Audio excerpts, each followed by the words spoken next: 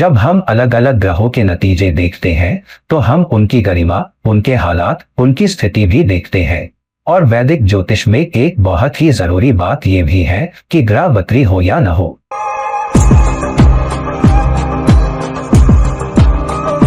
तो नमस्कार और आदाब मेरे सभी दोस्तों को। आपके दोस्त ज्योतिषी और मार्गदर्शक इरफान की तरफ से एक बार फिर आपके अपने चैनल एस्ट्रो एश्योरेंस के साथ। अब मैंने पहले ही अलग अलग ग्रहों पर वीडियो बनाया है जब वो वक्री होते हैं, चाहे वो बृहस्पति हो या मंगल, शनि, शुक्र या बुध। सूरज और चांद वक्री होते ही नहीं है और राहु केतु तो हमेशा वक्री रहते हैं। तो मैंने पहले ही एक वीडियो बनाया था कि अलग अलग ग्रह जब वक्री होते हैं तो उनसे क्या क्या नतीजे मिलते हैं। मैंने ये भी वीडियो बनाया है कि जब ग्रह वक्री होकर किसी खास भाव में बैठते हैं तो क्या नतीजे मिलते हैं।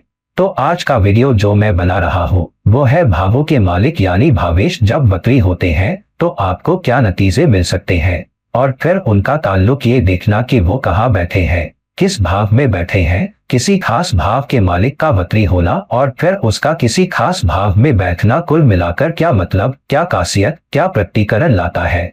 तो आपको ये वीडियो मेरे दूसरे वीडियोज के सिलसिले में देखना होगा। एक तो अलग अलग ग्रहों का वक्री होना और दूसरा वक्री ग्रहों का अलग अलग भावों में बैठना। बिना उन दोनों वीडियोज को देखे इसकी समझ आप पर कम असर डालेगी।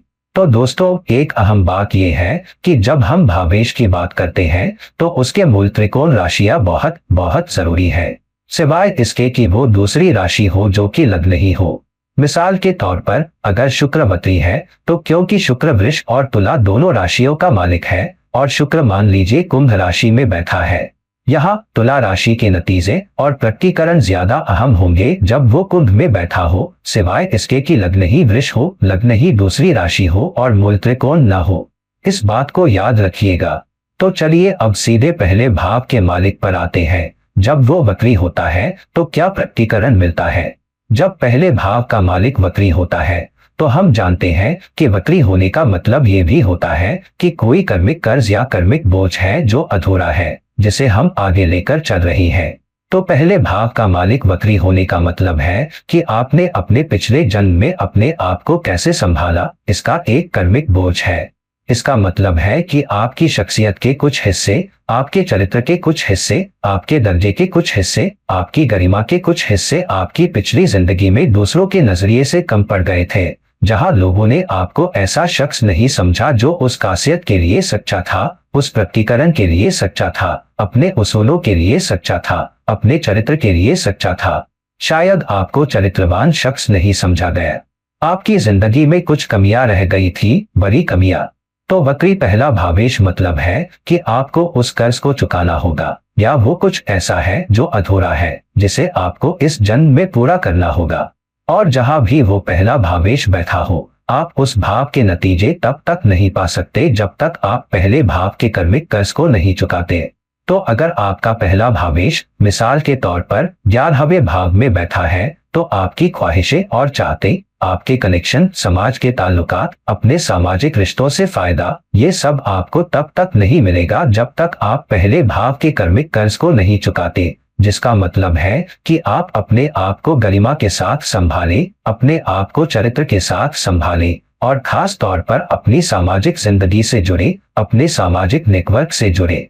बिना इसके आप अपने पहले भावेश के 11वें भाव में बैठने के सबसे अच्छे नतीजे नहीं पा सकते, या जहां भी वो बैठा हो। तो अपने आप को गरिमा के साथ संभालिए, अपने आप को बुलंद चरित्र के साथ संभालिए, एक मजबूत शख्सियत वाले शख्स की तरह पेश आइए और नैतिकता के साथ अपना रास्ता तय कीजिए ताकि आप सबसे बेहतर नतीजे पा सके और पहले भाव के कर्मिक कर्ज से मुक्त हो सके। जब दूसरे भाव का मालिक वक्री होता है तो इसका मतलब है कि आपके पिछले कर्मिक बोझ में कमी रह गई थी कि आपने अपनी आमदनी कैसे कमाई, अपनी रोजी रोटी कैसे कमाई, अपनी बचत कैसे संभाली, अपनी कौम के सामने आप कैसे पेश आए, आप अपनी कौम के लिए कितने कारगर थे, आपने अपने आश्रितों का कितना ख्याल रखा, आपने अपनी जिंदगी को कितने उसूलों और कीमतों और मजबूती के साथ जिया। यही दूसरे भाव का मतलब है।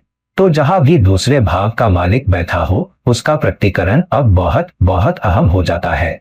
अगर दूसरे भाव का मालिक मिसाल के तौर पर 9वें भाव में बैठा है तो आपकी तालीम से मिलने वाले फायदे, आपकी उच्च शिक्षा से मिलने वाले फायदे, जिंदगी के तजुर्बात से मिलने वाले फायदे आपको नहीं मिलेंगे।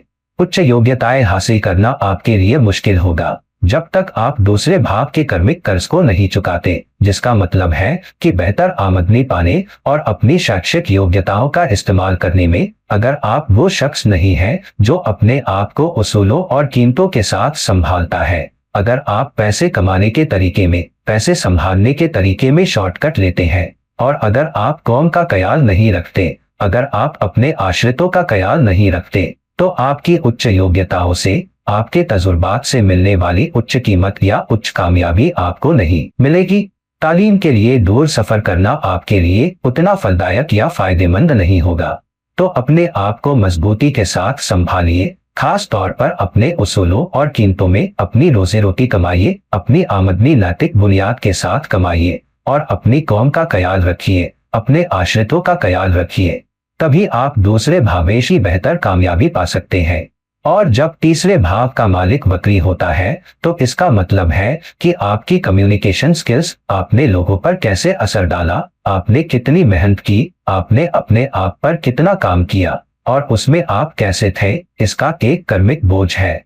तो जब तक आप इस जिंदगी में तीसरे भाव के नतीजों और प्रकटीकरण से जुड़े इस कर्मिक बोझ को नहीं चुकाते, तब तक जहां भी तीसरे भाव का मालिक बैठा हो आपको अच्छे नतीजे नहीं मिलेंगे।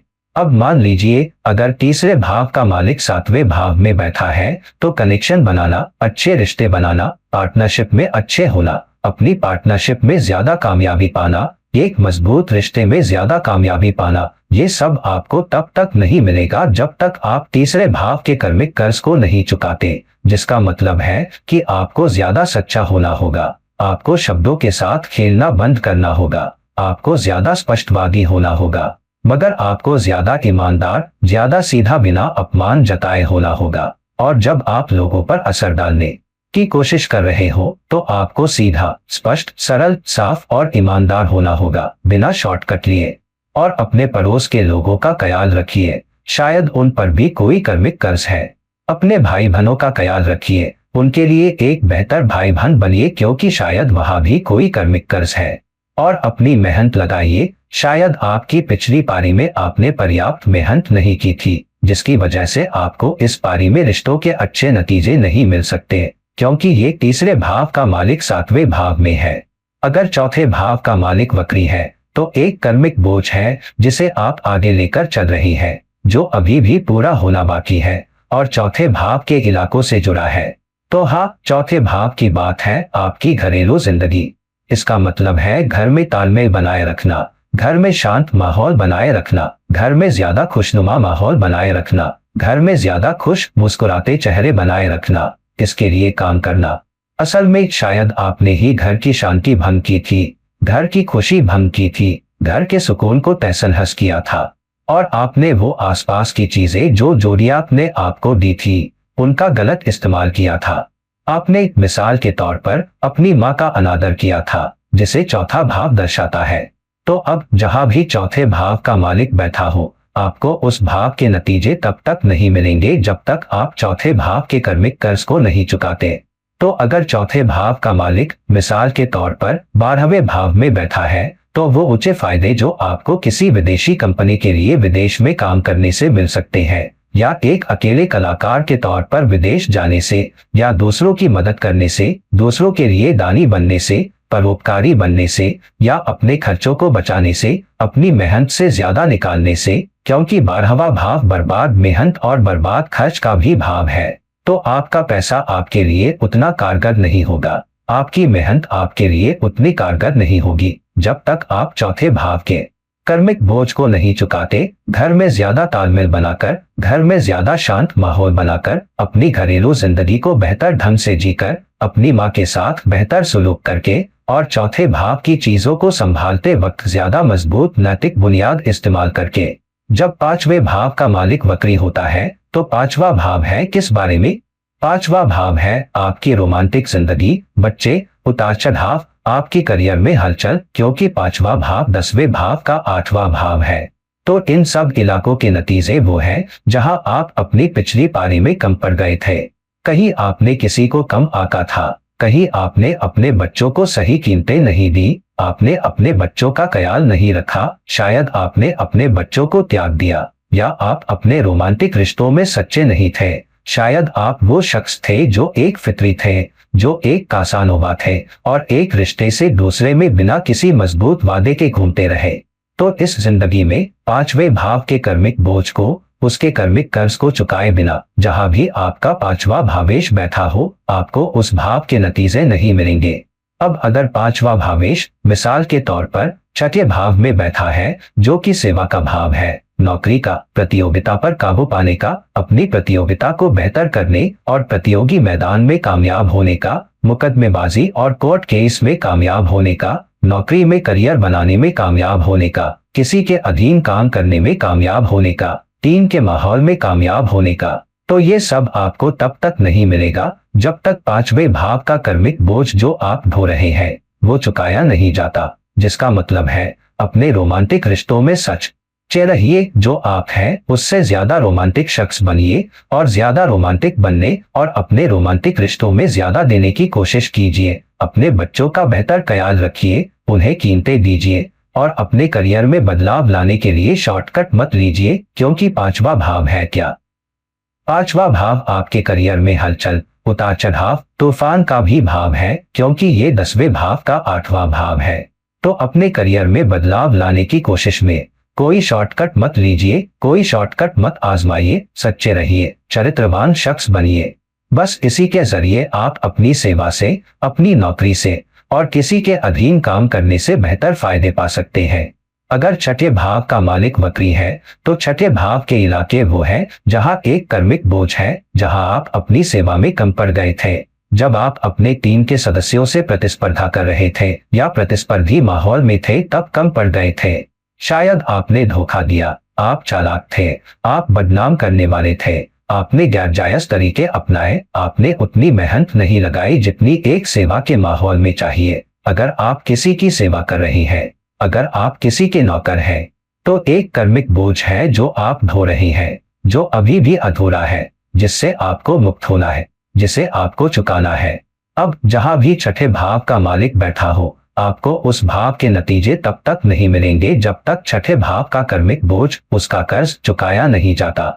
अगर छठे भाव का मालिक दूसरे भाव में बैठा है तो ऊंची आमदनी पाना, बेहतर रोजी रोटी पाना, उसे उसूलों और कीमतों के साथ पाना, बिना अपने उसूलों और कीमतों से समझौता किए पाना, अपनी कौम में इज्जत के साथ पाना, अपने आश्रितों का ख्याल रखते हुए पाना, ये सब नतीजे आपको तब तक नहीं मिलेंगे जब तक छठे भाव का कर्मिक बोझ चुकाया नहीं जाता। तो जब तक आप वो शख्स नहीं हैं जो अपनी सेवा में ज्यादा सच्चा है, जो ज्यादा सेवा भाव से काम करता है, बिना आमदनी के बारे में ज्यादा सोचे, जो प्रतिस्पर्धी माहौल में सच्चा रहता है, बिना चालाकी के, बिना बदनामी के, और अपने आप को गरिमा के साथ संभालता है, अपनी टीम के सदस्यों की मदद करता है। अगर आप ये नहीं करते तो दूसरे भाव के बेहतर नतीजे, बेहतर आमदनी, बेहतर रोजी रोटी नहीं मिलेंगे। अगर सातवें भाव का मालिक वक्री है तो इसका मतलब है कि आपके कनेक्शन में, आपके रिश्तों में, आपकी पार्टनरशिप में एक कर्मिक बोझ है। आप अपनी पार्टनरशिप के प्रति कितने सच्चे हैं, आप कितने वफादार हैं, आप कितने वफादार हैं, आप कितने संतुलित हैं।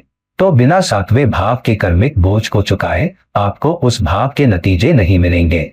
मिसाल के तौर पर अगर सातवें भाव का मालिक चौथे भाव में बैठा है तो इसका मतलब है कि बिना अपने रिश्तों में, अपनी पार्टनरशिप में सच्चे हुए आप घर में तालमेल वाला माहौल नहीं बना पाएंगे, आप घर में प्यार भरा, खुश, शांत, सुकून भरा माहौल नहीं बना पाएंगे, आप शांत घरेलू जिंदगी नहीं जी पाएंगे, आपके परिवार के साथ रिश्ते उतार चढ़ाव से गुजर सकते हैं। तो अगर आप अपनी पार्टनरशिप के प्रति सच्चे नहीं हैं, इसका मतलब सिर्फ जीवन साथी नहीं, कोई भी पार्टनरशिप, अगर आप काम पर टीम के माहौल में काम कर रहे हैं, अपने करियर में, तो वहां वफादार रहना, वहां संतुलित रहना, उनकी जरूरतों का भी ख्याल रखना जबकि अपनी जरूरतों का भी ख्याल रखना, और एक सच्चे पार्टनर बनना, अपनी टीम के साथ खड़े रहना, अपने बेहतर हिस्से के साथ खड़े रहना। बस इसी के जरिए आप चौथे भाव के बेहतर फायदे पा सकते हैं, क्योंकि सातवां भावेश चौथे भाव में वक्री है। अगर आठवें भाव का मालिक वक्री है तो इसका मतलब है कि चुनौतियों के मामले में, रुकावटों के मामले में, आपात स्थितियों के मामले में, अचानक आए रुकावटों के मामले में आपने कैसा व्यवहार किया, इसमें एक कर्मिक कर्ज है। क्या आप वो शख्स थे जो अपने आप को बहुत ज्यादा ज़मीर, गरिमा, मजबूत नैतिक बुनियाद के साथ संभालते थे, या आपने शॉर्टकट लिए, चालाकी की, बिना लोगों की जानकारी के धोखा दिया? क्या आपने आठवें भाव के असर की वजह से लोगों को लूटा? क्या आपने लोगों के राज उजागर किए जिसकी वजह से आपने लोगों को नुकसान पहुंचाया? तो ये सब नतीजे, इसका कर्मिक बोझ वही है जो आप अभी भी ढो रही हैं, जो अभी भी आप पर लटका हुआ है। इसीलिए आठवें भाव का मालिक वक्री है। अब जहां भी आठवें भाव का मालिक बैठा हो, आपको उस भाव के नतीजे तब तक नहीं मिलेंगे जब तक आप आठवें भाव के कर्मिक कर्ज को नहीं चुकाते। तो अगर आठवें भाव का मालिक मिसाल के तौर पर लग्न में बैठा है, तो बिना अपने आप को नैतिक बुनियाद के साथ संभाले, नेक बने रहने, ईमानदार बने रहने, उसूलों के साथ बने रहने, चाहे हालात कितने भी मुश्किल हो, चाहे रुकावटें कितनी भी मजबूत हो, चाहे अचानकपन कितना भी ताकतवर हो जो जिंदगी आप पर फेंक रही हो, चाहे जान मौत की स्थितियां हो, और जब किसी के राज संभाल रही हो जिनसे आप लोगों को नुकसान पहुंचा सकते हैं, जब तक आप अपने आप को गरिमा के साथ संभालने, लोगों के राज रखने, चालाक न बनने और सबसे बड़ी चुनौतियों का सामना मजबूत नैतिक बुनियाद के साथ करने में कामयाब नहीं होते, तब तक पहले भाव के नतीजे आपको नहीं मिलेंगे। यानी आप वो शख्स नहीं बन पाएंगे जिसे चरित्रवान शख्स समझा जाए, गरिमावान शख्स समझा जाए, समाज में दर्जे वाला शख्स समझा जाए। समाज आपके साथ इज्जत का सलूक नहीं करेगा। आप वो शख्स नहीं होंगे जिसका आदर किया जाए। आप उन ऊंचाइयों तक नहीं पहुंच सकेंगे जो जोड़ियात आपको दे सकता है, अगर आप आठवें भाव के कर्ज को चुकाकर पहले भाव के प्रकटीकरण का ख्याल रख पाए। अगर नौवें भाव का मालिक वक्री है, तो इसका मतलब है कि एक मजबूत कर्मिक कर्ज है, मजबूत कर्मिक बोझ है जो अभी पूरा होना बाकी है, जिसका मतलब है कि शायद आपकी पिछली पारी में आपने अपनी तालीम में उतनी मेहनत नहीं लगाई, आपने जिंदगी के तजुर्बात और जिंदगी की स्थितियों से जो जिंदगी ने आप पर फेंके, उनसे आपने सीखा नहीं। आप शायद अपने गुरुओं के प्रति अनादर भरे थे, आप अपनी तालीम के प्रति अनादर भरे थे। जगहों पर जाने में, जिसे नौवां भाव भी दर्शाता है, आपने गैरजायज तरीके अपनाए होंगे, आपने लोगों को धोखा दिया होगा, आपने लोगों से झूठ बोला होगा, आप नेक नहीं थे, जिसे नौवां भाव दर्शाता है। आपने अपने धर्म का पालन नहीं किया, चाहे वो आपका धार्मिक फर्ज हो या इंसान होने का फर्ज। और तो और बिना नौवें भाव के कर्मिक कर्ज या बोझ को चुकाए, जहां भी नौवें भाव का मालिक बैठा हो, आपको अच्छे नतीजे नहीं मिलेंगे। अगर नौवें भाव का मालिक तीसरे भाव में बैठा है, तो आप अपनी मेहनत से अच्छे फायदे नहीं पा सकेंगे, आप अपनी कम्युनिकेशन से अच्छे फायदे नहीं पा सकेंगे। जब आप सोशल मीडिया इस्तेमाल कर रहे हो या जब आप लोगों पर असर डालने की कोशिश कर रही हो, कोई संदेश पहुंचाने की कोशिश कर रही हो, आपको अक्सर गलत समझा जा सकता है, आप पर अक्सर गंभीरता से विचार नहीं किया जा सकता। लोग शायद आपके कहने का असली मतलब नहीं समझ पाए, तो आपको अपनी मेहनत के सबसे कम नतीजे मिलेंगे। आप एक असरदार कम्युनिकेटर नहीं बन पाएंगे, आप स्वयं का उद्यम नहीं शुरू कर पाएंगे बिना नौवें भाव के कर्मिक कर्ज को चुकाए। तो इसका मतलब है कि तालीम को नकारिए मत, सीखने को नकारिए मत। ये सिर्फ उच्च शैक्षिक योग्यताएं हासिल करने के बारे में नहीं है। उच्च शैक्षिक योग्यता हासिल कीजिए चाहे रुकावटें ही क्यों न हो, मगर जिंदगी की स्थितियों से सीखिए, जिंदगी के तजुर्बात से सीखिए। अपने बड़ों पर ध्यान दीजिए, अपने गुरुओं पर ध्यान दीजिए, जो भी आपसे ज्यादा सीखा हुआ है, आपसे ज्यादा समझदार है, उन तक पहुंचिए, उनकी सलाह लीजिए। और तभी जब आप अपना फर्ज नैतिक बुनियाद के साथ अदा करेंगे, जब आप अपनी जिम्मेदारी और अपनी जवाबदेही से मुंह नहीं मोड़ेंगे, तभी आप तीसरे भाव के बेहतर नतीजे पा सकेंगे, जब आप नौवें भाव के कर्मिक कर्ज को चुका देंगे। अगर 10वें भाव का मालिक वक्री है, तो इसका मतलब है कि आपके कर्म के बारे में ही, आपकी कामकाजी जिंदगी के बारे में, आपके वरिष्ठों के साथ रिश्ते के बारे में, बॉस के साथ, अधिकारी शख्सियतों के साथ, शायद सरकारी शख्सियतों के साथ भी कुछ अधूरा है। कहीं आप कम पड़ गए, कहीं आपने अपने फर्ज से मुंह मोड़ लिया, आपने अपने काम से मुंह मोड़ लिया, शायद आपने अपने काम में शॉर्टकट लिए, शायद आप वरिष्ठ अधिकारियों के प्रति अनादर भरे थे, शायद आपने नियमों का पालन नहीं किया, आपने नियमों को तोड़ा। तो इस जिंदगी में जहां भी 10वां भावेश बैठा हो आपको उसके बेहतर नतीजे नहीं मिलेंगे। अगर 10वां भावेश मिसाल के तौर पर 5वें भाव में बैठा है, 5वां भाव वो भाव भी है जो 10वें भाव का 8वां भाव है। ये उतार चढ़ाव बदलाव आपके करियर में दिए गए विकल्प भी दिखाता है, जिसका मतलब है कि जब आप वो विकल्प चुनते हैं बदलाव लाने के लिए, किसी अलग भूमिका में जाने के लिए, किसी अलग कंपनी में जाने के लिए, तो आपके करियर के सबसे अच्छे नतीजे आपको तब तक नहीं मिल सकते जब तक आप 10वें भाव के कर्ज को नहीं चुकाते, जो है अपने काम में नेक बने रहना, ज्यादा मेहनती बनना, ज्यादा वफादार बनना, ज्यादा अनुशासित बनना और अपने वरिष्ठों के साथ, अपने अधिकारी शख्सियतों के साथ रिश्ते पर काम करना। आप 5वें भाव के फायदे, 5वें भाव की तरक्की, 5वें भाव की ताकत और असर नहीं पा सकेंगे। तो आप बेहतर ये करें कि 10वें भाव के फायदे चुका दें ताकि आप 5वें भाव के नतीजों के बेहतर फायदे पा सकें।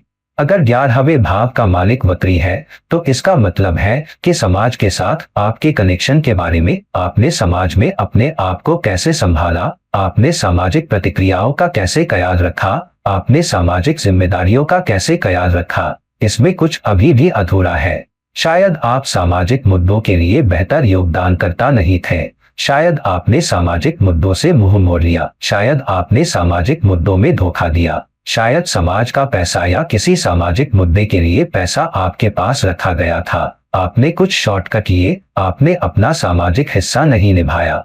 तो एक कर्मिक कर्ज है जो आप ढो रहे हैं। अब जहां भी 11वें भाव का मालिक बैठा हो, आपको उस भाव के नतीजे तब तक नहीं मिलेंगे जब तक 11वें भाव का कर्मिक कर्ज अधूरा काम चुकाया नहीं जाता।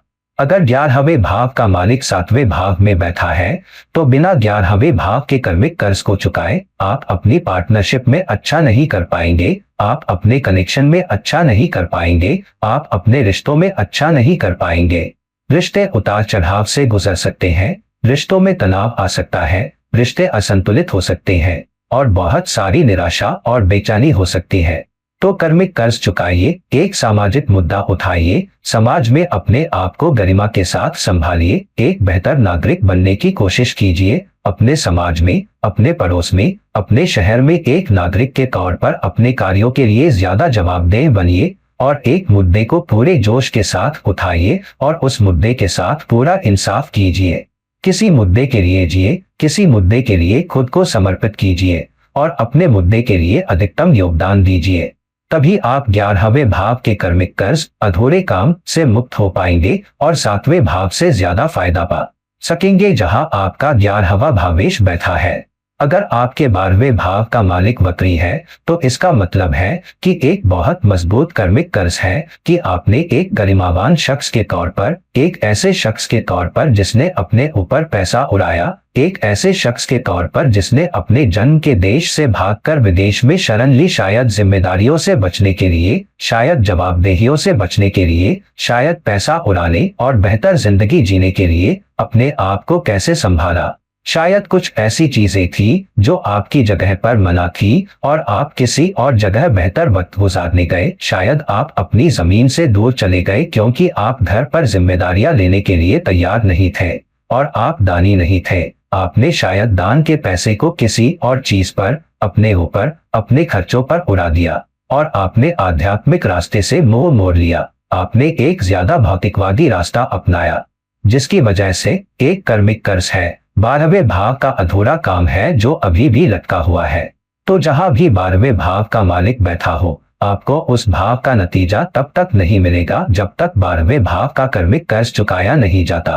अगर 12वें भाव का मालिक वक्री है और 9वें भाव में बैठा है तो आप वो ऊंचे फायदे नहीं पा सकेंगे जो 9वां भाव दर्शाता है, खास तौर पर आपकी तालीम से, खास तौर पर आपकी उच्च योग्यता से। आप अपने तजुर्बात और जिंदगी की स्थितियों से जो जिंदगी ने आप पर फेंके उनसे सीख नहीं पाएंगे, आप बार बार वही गलतियां करेंगे, आप अपनी उच्च योग्यताओं का सबसे बेहतर फायदा नहीं उठा पाएंगे, आपको शायद अपनी पढ़ाई छोड़नी पड़ सकती है या उच्च विश्वविद्यालयों में दाखिले के लिए संघर्ष करना पड़ सकता है या बेहतर भौतिक फायदे के लिए अपनी उच्च योग्यताओं का इस्तेमाल नहीं कर पाएंगे। आप असल में अपनी लाइन बदल सकते हैं जहां से आपने अपनी शैक्षिक योग्यता हासिल की है और कुछ बिल्कुल अलग में चले जा सकते हैं, क्योंकि 9वें भाव के फायदे आप पर रोक लगा दिए गए हैं।